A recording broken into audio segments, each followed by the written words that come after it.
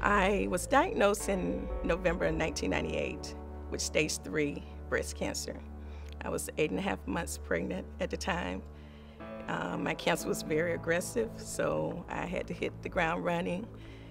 First thing, checking my heart to see would it be able to withstand the whole treatment process, while also checking to see if my baby was it okay to go ahead and have her 6 weeks early.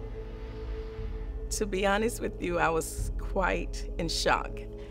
I remember it very vividly. I left work, was just supposed to be going to have a routine checkup. I noticed a lump in my breast myself. My gynecologist at the time told me not to worry about it, that it was probably milk ducts because I was 8.5 months pregnant, so he didn't think it was anything, so therefore I didn't think it was anything. When she said that we have to go and do a biopsy, I was like, okay, this doesn't sound good. So we did the biopsy, and immediately they told me, you have breast cancer. And, the whole time I was in shock. I even drove myself home afterwards.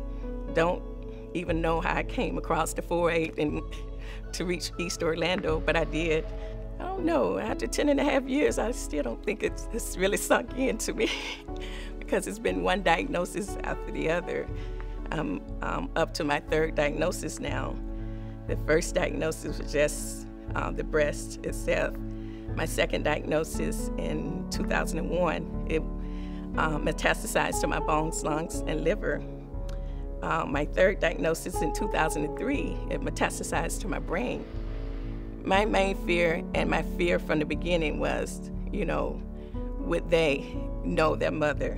Would I be here long enough for my daughters to know their mother? I wanted to give them a Christian foundation. I wanted to teach them values that I grew up on. Thank God I had those daughters in my life, because I know that's why I'm here today. From day one, my family jumped in there. They came down from I'm one of 9 children.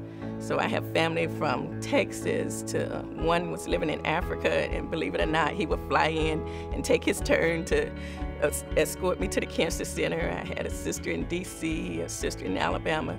So we're, kind of widespread, and they didn't hesitate to come in to take care of my daughter. My daughter at the time, a newborn, and had her days and nights mixed up, and my older siblings' children was grown, so they wouldn't even let me, deal with that. They took her in the other room and didn't want me to miss out on my sleep or anything. So, their lives were uprooted as well as mine. Some people, even to this day, don't like to talk about it or don't want to talk too much about it.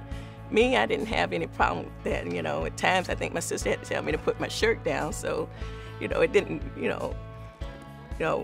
come across that way with me. But I did have people who was afraid to talk to me about it, or, some caregivers would, I could tell when they came around, how they kind of distanced themselves, especially those days when I was very sick.